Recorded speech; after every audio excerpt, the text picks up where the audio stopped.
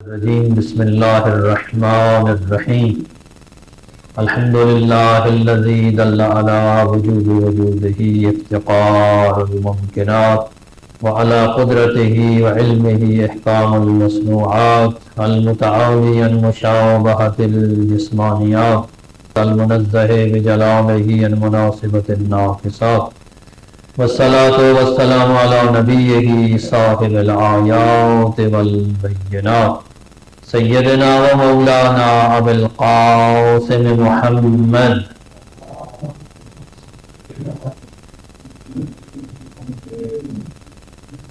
وعلى آلہ الہادین من الشبہ والضلالات الذین اذهب اللہ عنہم الرجس وطہرہم تطہیرا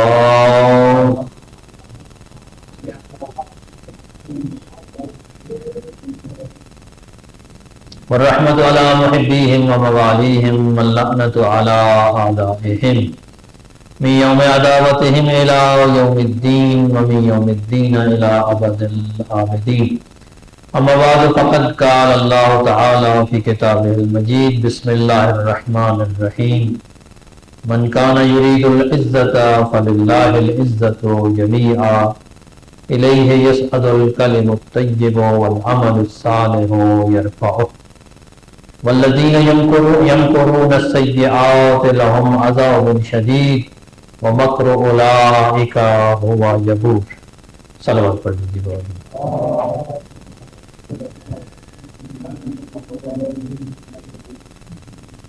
فرمان رب العزت ہے من کان یرید العزت، جسے عزت چاہیے، فللہ العزت جمیعا، تمام کی تمام عزت اللہ کے لیے ہے.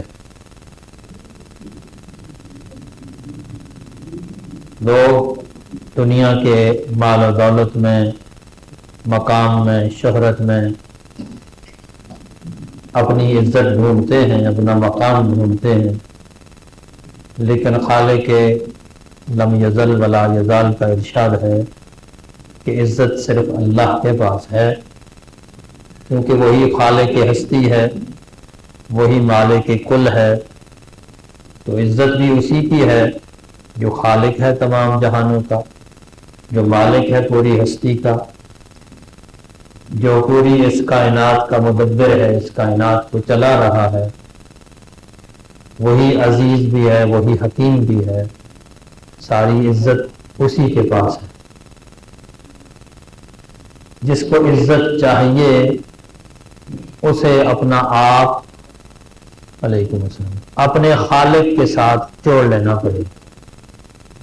جس نے خالق کے ساتھ خود کو جوڑ لیا وہ تو عزت پا سکتا ہے، اور جس نے خالق سے خود کو دور کر لیا وہ کبھی عزت نہیں پا سکتا.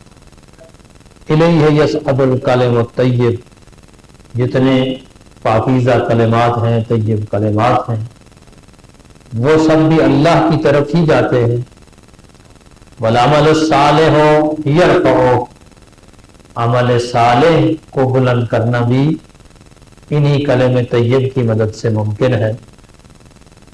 شاید اس بات کی طرف اشارہ ہو کہ اگر ایک انسان کا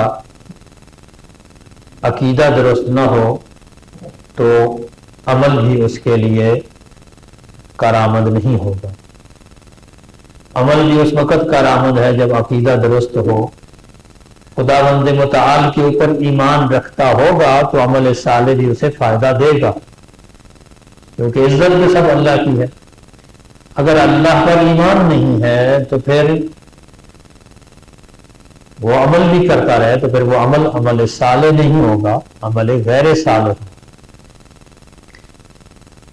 والذین یمکرون السیئات لهم عذاب شدید، عذاب شدید. وہ لوگ جو مکر کرتے ہیں، جو سیئات کے پیچھے بھاگتے ہیں، جو برائیوں کے پیچھے دوڑتے ہیں، ان کے لیے شدید عذاب ہے. جو برائی کو حاصل کرنے کی کوشش و کاوش کرتے ہیں ان کے لیے شدید عذاب، اور ان کی ساری کوشش و کاوش برباد ہو جانے والی. وَمَكْرُ أُولَئِكَ هُوَ يَبُورُ، جتنی کوشش ہے، جتنی کاوش ہے، یہ سب برباد ہو جائے گی، تباہ ہو جائے گی، کسی کام نہیں آنے والی۔ تو گویا خداوند متعال نے یہاں پر یہ ہمیں سمجھانا چاہا ہے کہ عزت صرف اللہ کی ہے، جسے عزت درکار ہے وہ اللہ کی وحدانیت کو بھی قبول کرے، اس کے احکام کو تسلیم کرے، اللہ کی طرف رجوع کر لے، اللہ کے دین کے ساتھ جڑ جائے۔ ایک اور مقام پر غالباً سورہ منافقون میں ارشاد فرمایا، منافق لوگ تھے نا جو جنگ سے واپس آ رہے تھے، تو رستے میں کچھ لوگوں نے کہا بھئی ہم اب واپس مدینہ پہنچیں گے تو ان لوگوں کو مدینے سے نکال دیں گے، لَيُخْرِجَنَّ الْأَعَزُّ مِنْهَا الْأَذَلَّ۔ انہوں نے کہا کہ ہم عزت دار لوگ ہیں، ہم بڑے شریف لوگ ہیں، ہم شرفاء ہیں اس شہر کے، ہم اس شہر کے بڑے ہیں، لہذا ہم کیا کریں گے، یہ مکے سے ہجرت کر کے آ گئے ہیں، پتہ نہیں کون لوگ ہیں۔ انہیں اپنی زبان میں انہوں نے کہا کہ یہ ذلیل لوگ ہیں، اذل ذلیل لوگ ہیں، بھئی یعنی پست لوگ ہیں، گھٹیا لوگ ہیں، عزت دار ہم ہیں، ہم انہیں نکال دیں گے۔ تو اللہ نے جواب میں کیا فرمایا، وَلِلَّهِ الْعِزَّةُ جَمِيعًا وَلِرَسُولِهِ وَلِلْمُؤْمِنِينَ۔ عزت سب کی سب کیا ہے، اللہ کی ہے اور اللہ کے رسول کی ہے، کیونکہ وہ اللہ کی طرف سے آیا ہے۔ جب عزت اللہ کی ہے تو جو اللہ کی طرف سے آئے گا، جو اللہ کے ساتھ منسوب ہوگا، اسے بھی عزت حاصل ہوگی۔ بالذات عزت صرف اللہ کی ہے، تو بالعرض اسے بھی عزت حاصل ہو جائے گی جس نے خود کو خدا کے ساتھ جوڑ دیا ہے۔ وَلِلَّهِ الْعِزَّةُ وَلِرَسُولِهِ وَلِلْمُؤْمِنِينَ، اہل ایمان کو عزت حاصل ہے۔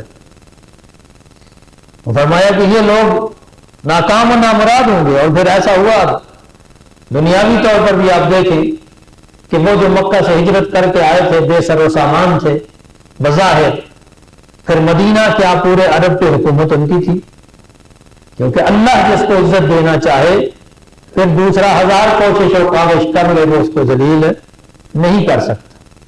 تو جتنی عزت ہے وہ اللہ کی ہے اور اللہ کے ساتھ وابستہ رہ جانے والوں کی ہے، اللہ کے ساتھ جڑ جانے والوں۔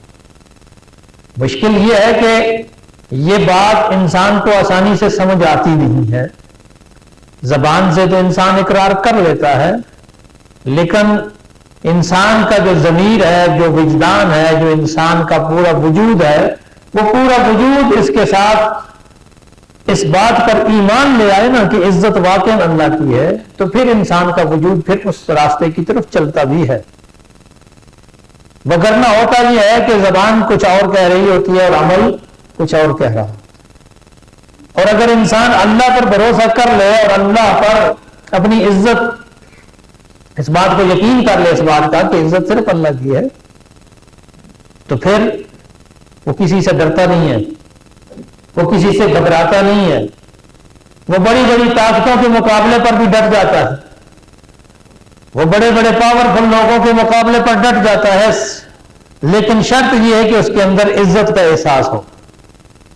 آج یہی چیز ہے، اسی چیز کی ایک بہت بڑی کمی ہے یا خامی ہے مسلمانوں کے اندر کہ عزت کا احساس نہیں ہے۔ کیا کہتے ہیں کہ امریکہ کے پاس بڑی طاقت ہے، بڑی دولت ہے، بڑی فوج ہے، جی ہم کیا کریں، ہم نے تو اس کی ایمان نہیں ہے۔ یعنی زبان سے اقرار ہے لا الہ الا اللہ، پاکستان کے تو آئین میں بھی لکھا ہوا ہے کہ اقتدار اعلیٰ اللہ کے پاس ہے، پتہ نہیں کب یہ واقعہ نہ اقتدار اللہ کو دیں گے، نعوذ باللہ من ذالک۔ وہ تقویمی طور پر تو یقیناً اللہ کے پاس ہے، یہ ہے نا، بات یہ ہو رہی ہے قانونی لحاظ سے، عملی لحاظ سے جو کام کر رہے ہیں، لکھ دیا اقتدار اللہ کے پاس۔ ابھی اگر آپ کو یقین ہے اقتدار اللہ کے پاس ہے تو پھر امریکہ کے سامنے سجدہ ریز کیوں ہو جاتے ہو؟ پھر ہم بڑی طاقتوں کے سامنے خود کو جھکا کیوں لیتے ہو؟ اس کا مطلب یہ ہے کہ آپ کے وجود میں ابھی یہ احساس پیدا نہیں ہوا کہ واقعی عزت اللہ کی ہے، اور جسے چاہتا ہے اسے عزت دیتا ہے اور جس کو چاہتا ہے وہ ذلیل کر دیتا ہے۔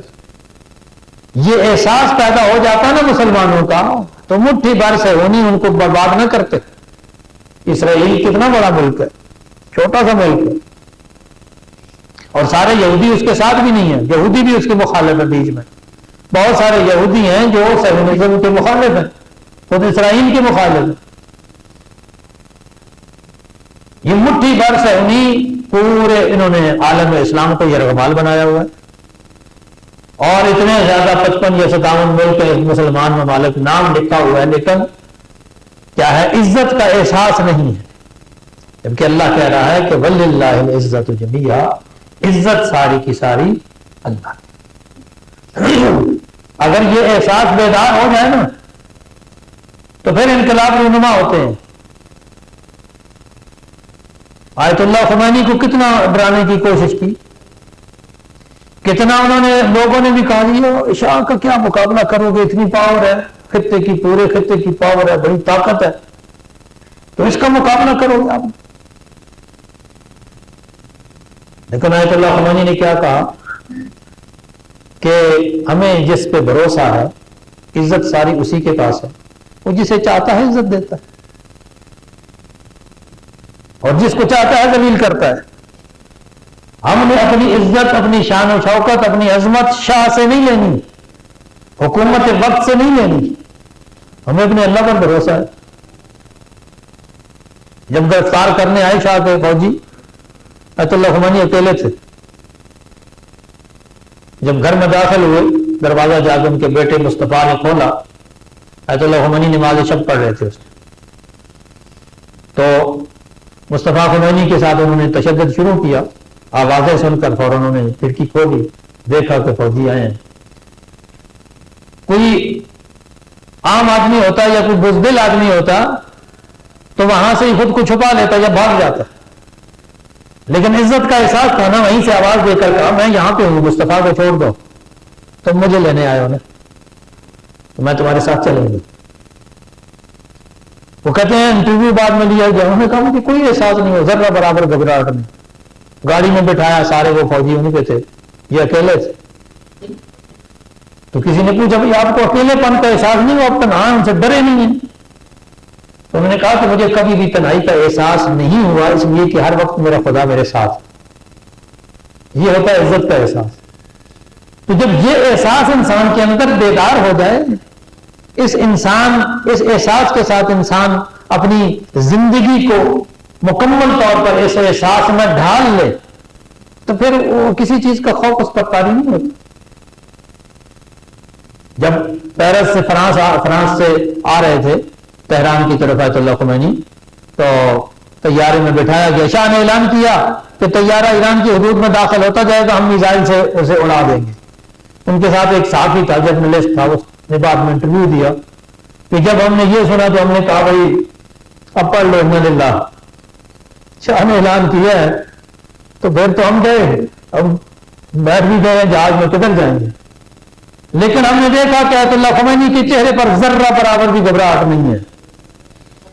لوگوں نے جا کے کہا بھائی جناب یہ اعلان ہو چکا ہے۔ انہوں نے کہا کہ جناب شاہ کچھ نہیں کر سکتا، جو کرنا ہے میرے اللہ نے کرنا ہے، اور ہم انشاءاللہ صحیح و سالم تہران ایئرپورٹ پر اتریں گے۔ یہ ہوتا ہے عزت کا احساس، یہ ہوتا ہے یقین کا احساس، یہ ہوتا ہے اللہ کے ساتھ خود کو جوڑ لینا۔ تو جب اس طرح کا احساس بیدار ہو جائے، پیدا ہو جائے کسی شخصیت کے اندر، پھر وہ شخصیت اپنے ارد گرد بھی یہی حالات پیدا کر دیتی ہے۔ اور یہی وجہ ہے کہ آج بھی وہ لوگ اسی چیز پہ ڈٹے ہوئے ہیں۔ کتنا نقصان ہوا، ظاہری اور مالی نقصان کی بات کر، لیکن عزت کے ساتھ آج بھی سر بلند ہے، کیونکہ کہا کہ وَلِلَّهِ الْعِزَّةُ جَمِيعًا، عزت ساری کی ساری اللہ کی۔ آیت اللہ مرزا بزرگ شیرازی، ایک زمانے میں ایران کا تذکرہ کروں، ایک زمانے میں ایران کے جتنے تمباکو کے ٹھیکہ جات تھے، تمباکو کاشت کرنا اور اس کو آگے جتنی بھی سلسلہ اس کا پروسیس ہوتا ہے، حکومت ایران نے وہ سارا ٹھیکہ دے دیا برٹش گورنمنٹ کو، حکومت برطانیہ کو، کہ سارا وہی کریں گے۔ ان کی برٹش کمپنی تھی یا حکومت تھی، ان کی بات جو بھی تھی، مجھے فی الحال اس سے سروکار نہیں۔ تو سب ان کے پاس چلا گیا۔ مرزا شیرازی، جن کو مرزا بزرگ شیرازی کہا جاتا ہے، وہ اس وقت غالباً کربلا میں تھے، اپنے وقت کے مجتہد تھے، مرجع اعظم تھے۔ تو جب انہیں یہ خبر ملی، انہوں نے ایک جملہ لکھا، الیوم استعمال تتندر حکم محاربے و امام زمان، آج کے دن سے تمباکو کا استعمال امام زمان کے ساتھ جنگ کے مترادف ہے۔ پوری دنیا کی آپ تاریخ اٹھا کر دیکھ لیں، ایران کے حوالے سے اس زمانے کی تاریخ جو انہوں نے لکھی ہے، سب کہتے ہیں کہ پورے ایران میں تمباکو بند ہو گیا، لوگوں نے سگریٹ پینا چھوڑ دیے، لوگوں نے استعمال کرنا، ہاتھ لگانا چھوڑ دیا۔ شاہ کے گھر تک کی صورت حال یہ تھی، اس کے اپنے محل کے ملازموں نے، اس کی زوجہ نے، کہا جاتا ہے کہ اس کی زوجہ تک نے کہا کہ میں اس کو ہاتھ نہیں لگاؤں گی، میں تمہیں حکم بھر کے نہیں دے سکتی کہ میرے مجتہد نے اس کو حرام قرار دیا۔ یہ ہے نا عزت کا احساس۔ وہ ڈر جاتے، وہی مقابلے پہ حکومت ہے جی بولی۔ آپ عراق کے ان مراجع کی تاریخ پڑھیں، بڑے بڑے بزرگ علماء گزرے ہیں جنہوں نے انگلینڈ کا مقابلہ کیا۔ برطانیہ نے جب حکومت نے عراق پہ حملہ کیا تھا، اس کا مقابلہ کرنے والے یہی بڑے بڑے مراجع تھے، مجتہدین تھے۔ مرزا بزرگ شیرازی کے بعد مرزا عبدالہادی شیرازی تھے، سید محمد شیخ محمد خالصی تھے، مہدی خالصی کے معذرت چاہتا شیخ مہدی خالصی، محمد خالصی کے والد، یہ بڑے کیا ہے نا وہ مجاہد بزرگ گزرے۔ ایک تو یہاں پہ پاکستان میں آیت اللہ خالصی کے نام سے وہ کچھ بڑا ان کو بدنام کیا جاتا ہے نا، وہ ان کے بیٹے ہیں۔ جو شیخ مہدی خالصی تھے وہ اپنے زمانے میں بہت بڑے مجاہد تھے، اور انہوں نے بڑا مقابلہ کیا تھا برٹش گورنمنٹ کا۔ جب سعودیہ نے حملہ کیا تھا عراق کے مزارات کو، کربلا اور نجف کے مزارات کو، انہوں نے کہا کہ ہم گرا دیں گے، جیسے ہم نے بقیع کو گرایا ہے، جیسے مکہ کے مزارات مسمار کیے ہیں، ہم وہاں کو بھی جا کے اسی طرح مسمار کر دیں گے۔ یہ بدعت ہو رہی ہے یہاں پر۔ تو وہاں پر نجف کے اور کربلا کے مراجع تھے، مجتہدین تھے، جو اس وقت میدان میں آئے، میدان عمل میں عملی طور پر اسلحہ اٹھا کے میدان میں جنگ کرنے کے لیے آئے کہ ہم اپنے دین کا، اپنے مذہب کا اور اپنی عزت کا دفاع کریں گے۔ تو یہ کون لوگ تھے؟ کیا سمجھتے ہیں کہ ان کے پاس دولت بہت زیادہ تھی، ان کے پاس سرمایہ زیادہ تھا، ان کے پاس طاقت زیادہ تھی؟ بہت زیادہ بظاہر کچھ بھی نہیں تھا، کچھ بھی نہیں تھا۔ سادہ گھر میں رہنے والے لوگ۔ آیت اللہ سستانی نے جب فتویٰ دیا تھا اس سے مقابلہ کرنے کے لیے، جب عراق کے حالات خراب ہوئے تھے، داعش نے وہاں پہ قبضہ کرنا شروع کیا تھا، تو داعش کے مقابلے کے لیے آیت اللہ سستانی کو ایک فتویٰ دینا تھا کہ پورا عراق، انہوں نے کہا کہ ہم بھی تیار ہیں اس سے مقابلے کرنے کے لیے۔ اور پھر دیکھا دنیا نے کہ کس طرح داعش کا صفایا ہوا، داعش کا خاتمہ ہوا عراق کے اندر سے، کیا شام سے بھی ان کا ہو گئے تھے۔ تو وہ آیت اللہ سستانی کون ہے؟ ایک سادہ سے کچے گھر میں رہتا ہے، لیکن اس کی فتویٰ میں یہ طاقت کیوں ہے؟ عزت کے احساس کی وجہ سے۔ اور عزت کس وقت آتی ہے؟ جب انسان مستقل ہو، جب انسان کے اندر استقلال کا احساس ہو۔ اگر انسان حکومت وقت سے وابستہ ہو جائے تو پھر عزت کا احساس بھی ختم ہو جاتا ہے، کیونکہ استقلال نہیں رہتا۔ ان مراجع نے اگر مقابلہ کیا ہے تو صرف اس وجہ سے مقابلہ کیا ہے کہ وہ مستقل تھے، وہ حکومت وقت کے ساتھ وابستہ نہیں تھے، وہ حکومتوں سے تنخواہیں نہیں لیتے تھے۔ علیکم السلام۔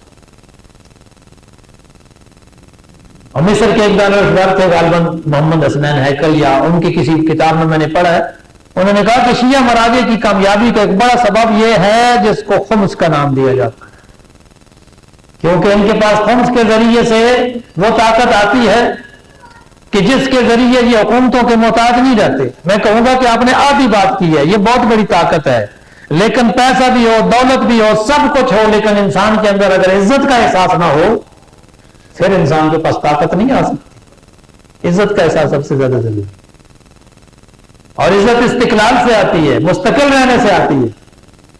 حکومت وقت سے وابستہ ہونے سے عزتیں نہیں ملتی. آج پنجاب میں یہی کوشش کی جا رہی ہے کہ تمام علماء کو حکومت کے ماتحت کیا جائے، مساجد کو حکومت کے ماتحت کیا جائے، وابستہ کیا جائے، تنخواہیں لگائی جائیں گی. بہت سارے لوگ خوش بھی ہو رہے ہیں چلو جی تنخواہیں لگ جائیں گی. کتنی تنخواہ دے دیں گے آپ کو؟ کتنے پیسے دے دیں گے آپ کو؟ دنیا و آخرت کے لیے کافی ہے؟ نہیں، قطعاً نہیں. دنیا و آخرت میں اگر کامیابی کا ذریعہ ہے تو وہ عزت ہے، اور عزت استقلال سے آتی ہے. جب انسان کا بھروسہ خدا کے اوپر ہو، حکومتوں کی طرف اگر انسان دیکھتا رہے نا تو پھر عزت کا احساس پیدا نہیں ہوتا. ہم یہ نہیں کہتے کہ حکومت وقت کے پاس ڈیٹا نہ ہو، بے شک وہ مساجد کا ریکارڈ رکھے کہ مسجد کے اندر کیا ہو رہا ہے، کون کون سی مساجد ہیں، وہاں علماء کرام کون سے ہیں، یہ پوری ڈیٹیل اس کے پاس ہو، بے شک ہو، ہمیں تو کوئی اعتراض نہیں. مکتب تشیع کی مساجد پہلے بھی ہمیشہ آئین و قانون کے پابند رہی ہیں. کبھی یہاں سے کوئی فرقہ واریت نہیں اٹھی، کبھی یہاں سے دہشت گردی کے سلسلے نہیں اٹھے. جہاں سے دہشت گردی اٹھتی ہے ان کو کنٹرول کریں نا آپ. اس بات کو سوچنے کی کوشش کریں کہ دہشت گردی شروع کہاں سے ہوتی ہے. اور حقیقت یہ ہے، سچی بات کروں کہ دہشت گردوں کو سب سے پہلے یہ خود اٹھاتے ہیں. دہشت گردوں کی نرسریاں یہ خود بناتے ہیں، اور مساجد کو کر رہے ہیں جی، کنٹرول کرنا چاہتے ہیں جی، فرقہ واریت نہ ہو. اور مساجد یہاں پر ہزاروں سالوں سے ہیں، پہلے کیوں فرقہ واریت نہیں تھی؟ فرقہ واریت بھی اسی وقت اٹھتی ہے، پیدا ہوتی ہے جب آپ چاہتے ہیں.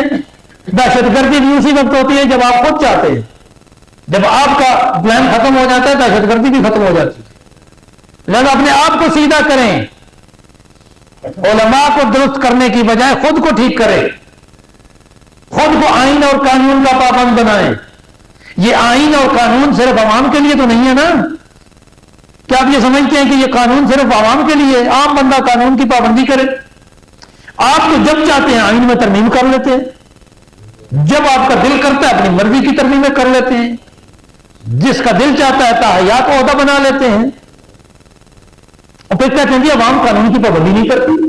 یہ بڑا عجیب ایک بیانیہ قائم کر دیا جائے گی جی ہمارے ملک کی عوام ہی ایسی ہے جی، یہ عوام ایسی ہے جی، سارے لوگ ایسے ہیں اس لیے حکمران بھی ایسے ہیں. بات عوام سے شروع نہیں ہوتی، نیچے سے نہیں جاتی اوپر، اوپر سے نیچے آتی ہے ہمیشہ. جب حکمران خود کرپشن کرتے ہیں تو پھر نیچے والے لوگ بھی کرپشن کرتے ہیں. جب حکمران خود قانون کو پاؤں کے نیچے روندتے ہیں تو پھر عوام قانون کا احترام کیسے کرے گی؟ جب حکمرانوں کے لیے آئین ایک بس کاغذ کا ٹکڑا ہے، جب چاہا مروڑ کے پھینک دیے ڈسٹ بن میں، جب چاہا تو اس کو مقدس دستاویز بنا کے لہرا دیا جی ہم آئین کے پابند ہیں. جب حکمران خود ایسا کریں گے تو عوام سے کیا توقع ہو بھائی وہ قانون کی پابندی کرے؟ آئین اور قانون کو اس ملک میں نافذ کرنا ہے تو اپنے آپ کو ٹھیک کریں سب سے پہلے. حکمران طبقے کا درست ہونا ضروری ہے سب سے پہلے. عوام میں کوئی کمی نہیں ہے، کوئی خامی نہیں ہے، کوئی مشکل نہیں ہے عوام کے اندر. عوام پہلے بھی قانون کی پابند تھی، آئین کی پابند تھی، اب بھی پابند ہے. اور مکتب تشیع اس میں ساری دنیا گواہی دے سکتی ہے کہ مکتب تشیع نے ہمیشہ آئین کی پابندی کی بات کی ہے. ہماری مساجد سے کوئی فرقہ واریت نہیں پھیلی، کوئی دہشت گردی نہیں پھیلی. ہم خود فرقہ واریت کے سب سے پہلے مخالف ہیں، ہم دہشت گردی کے سب سے بڑے مخالف ہیں، ہم خود آئین کے سب سے بڑے حامی ہیں. ہم کہتے ہیں کہ آئین اس ملک میں جو آئین ہے، جو 73 کا آئین ہے، اس کو اصلی شکل میں نافذ ہونا چاہیے، اس کے سب سے بڑے حامی خود ہم ہیں. ہم مکتب تشیع کے فالوور یہ کہتے ہیں کہ آئین کو درست طریقے سے اجرا کیا جائے، لاگو کیا جائے، آئین کو پامال نہ کیا جائے، آئین میں اپنی مرضی کے کھلواڑ نہ کیے جائیں. اب تو جب دل چاہتا ہے مرضی کے کھلواڑ کر دیتی ہے، گلا ہوتا ہے جی عوام ایسی ہے جی. اور بدقسمتی سے یہ حکومتی دانشوروں کے ذریعے یہ بیانیاں، یہ سٹیٹمنٹ اتنا پھیلایا گیا ہے کہ لوگ بھی اب اس بات پہ یقین کرنے لگ گئے ہیں. اب بیٹھتے ہوتے ہیں نا لوگوں کے درمیان بھی باتیں سنتے، تو نہیں جی وہ کیا کریں، ہم خود ہی ایسے ہیں. اب یہ عوام بھی ہماری یہی سوچنے لگے ہم خود ہی ایسے ہیں جی، ہم بھی قانون کی پابندی نہیں کرتے. ایسا ہرگز نہیں ہوتا، ہمیشہ معاملہ اوپر سے شروع ہوتا ہے ہمیشہ آئین کے ساتھ 73 کا آئین جب پاس ہوا تھا، سب سے پہلی آئین کے اندر ترمیم کس نے کی تھی؟ عوام نے کی تھی یا انہی حکمرانوں نے کی تھی؟ اس آئین کو اب 27ویں ترمیم تک مرحلہ پہنچ گیا ہے. مطلب وہ آئین ناقص تھا کیا؟ اتنی خامیاں تھیں اس کے اندر، اتنی ترمیمیں آپ نے کر لی. یہ کون ترمیمیں کرتا ہے؟ حکمران طبقہ کرتا ہے نا، عوام تو نہیں کرتی. یہ آئین کو کیا ہے معطل کر کے مارشل لا کون لگاتا ہے؟ یہ LFO کون لاگو کرتا ہے؟ عوام نہیں کرتی. اوپر سے سارے کام کیے جاتے ہیں اور پھر بدنام عوام کو کرتے ہیں. اس بات کو سمجھنے کی ضرورت ہے کہ آئین اور قانون کی پابندی انتہائی ضروری ہے، لیکن یہ پابندی اوپر سے شروع ہوگی تو نیچے بھی آئے گی. جب حکمران خود پابندی کریں گے تو عوام یقیناً پابندی کرے گی. عام لوگوں کی صورت حال یہ ہے کہ ایک بیچارے نے ہیلمٹ نہ پہنا ہوا ہو تو 2000 روپے کا جرمانہ ہو جاتا ہے. پچھلے دنوں آپ لوگوں نے دیکھا لاہور میں ایک بندے نے 2000 کا جرمانہ کیا، اس بندے نے وہیں پہ خود کو آگ لگا دی. وہ بندہ دیہڑی دار ہے بیچارہ، وہ شاید 2000 دن کو کما نہیں پاتا، آپ نے 2000 کا جرمانہ کر دیا. عام بندہ ہیلمٹ نہ پہنے تو اس پہ اتنا جرمانہ. اور حکمران جب چاہیں آئین کی بنیادی شکوں کو معطل کر دے، جب چاہتے ہیں پورے آئین کو معطل کر دیتے ہیں. ان کو کوئی پوچھنے والا ہی نہیں ہے. یہ عجیب تماشا ہے اس ملک کے اندر. پھر ذمہ داری جو ہے وہ عام بندوں پہ ڈال دی جاتی ہے. تو بہرحال علیکم السلام، میں عرض کر رہا تھا کہ عزت استقلال سے آتی ہے. میں نے مثال دی ہے مراجع کی، بزرگوں کی. وہ کس ذریعے سے آئی ہے؟ عزت انہوں نے استقلال کے ساتھ، حکومتوں سے واپس نہیں ہے. تو حکومتوں کو یہ کوشش نہیں کرنی چاہیے کہ سارے علماء کو اپنے ماتحت کر لیں. ہاں کوئی آئین کی خلاف ورزی کرتا ہے اس کے خلاف ضرور ایکشن لیا جائے، ہمیں کوئی اعتراض نہیں ہے آئین کی خلاف ورزی پر.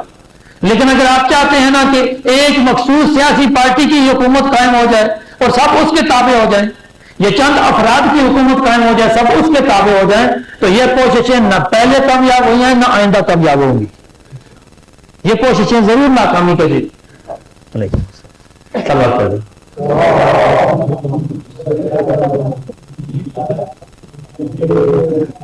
اور ساتھ میں اپنے اس فورم کے ذریعے یہ پیغام اپنے بزرگ علماء کی طرف بھی پہنچانا چاہتا ہوں.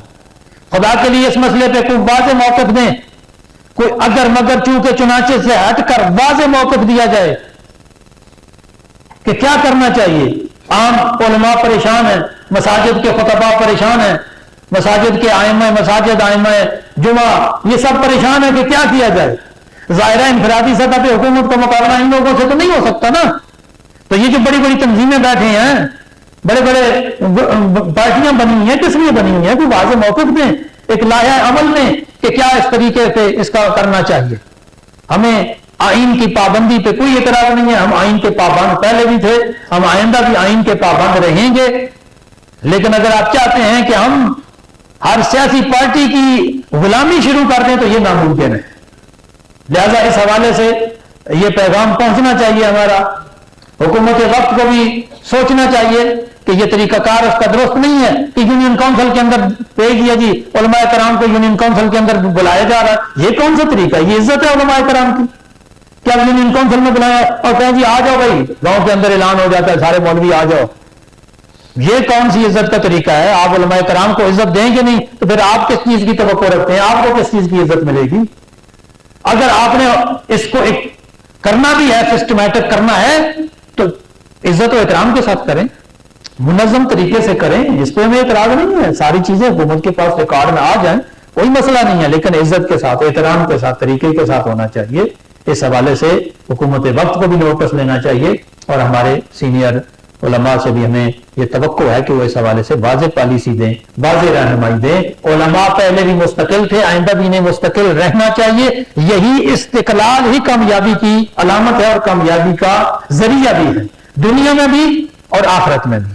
دنیا میں بھی انہی لوگوں نے انقلاب برپا کیے جو مستقل اور آزاد تھے، جن کا بھروسہ صرف اللہ تعالیٰ کی ذات پر تھا. اور آخرت میں تو یقیناً وہی کامیاب ہے کہ جس نے اپنا بھروسہ صرف اللہ کی ذات پر رکھا. والسلام علیکم.